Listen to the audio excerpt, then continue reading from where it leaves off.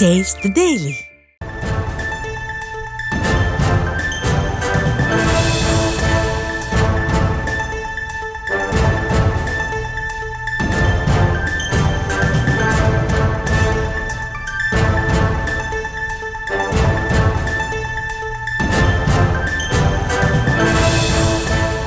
சுகாதாரத்துறை அமைச்சராக இருந்தபோது 35.79 கோடி சொத்து குவித்ததாக வழக்கு பதிவு செய்யப்பட்ட நிலையில் சி விஜயபாஸ்கர் நீதிமன்றத்தில் ஆஜர் செய்யப்பட்டிருக்கிறார்.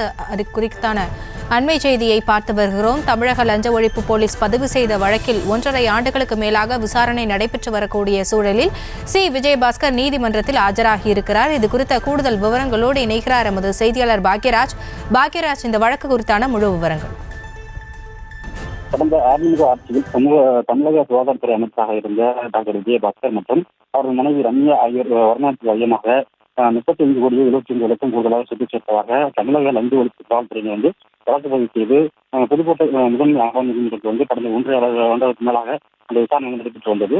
இந்த நிலையில் தான் கடந்த அக்டோபர் மாதம் நடைபெற்ற வழக்கு விசாரணையின் போது புதுக்கோட்டை மாவட்ட முதன்மை அமர்வு நீதிமன்றத்தில் இருந்து இந்த வழக்கானது புதுக்கோட்டை முதன்மை சார் நீதிமன்றத்துக்கு மாற்றம் செய்யப்பட்டது.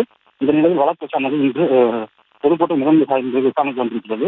அதாவது தற்போது வழக்கு விசாரித்து வரும் புதுக்கோட்டை முதன்மை சார் நீதிமன்ற நீதிபதி ஸ்ரீஜாராணி லஞ்ச ஒழிப்பு காவல்துறை வழக்கறிஞர் மற்றும் எதிர்த்தரப்பு வழக்கறிஞர் இருவரின் வாதங்களையும் ஏற்று வழக்கு விசாரணை நடத்தி வருகிறார்.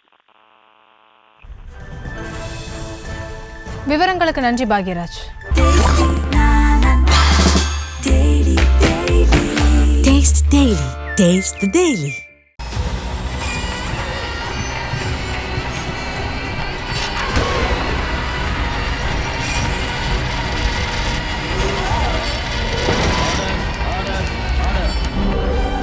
நிகழ்தகவு குற்றங்களின் மறுபரிமாணம் நாள்தோறும் இரவு 10 மணிக்கு இணைந்திருங்கள் நமது நியூஸ் தமிழ் தொலைக்காட்சியோடு.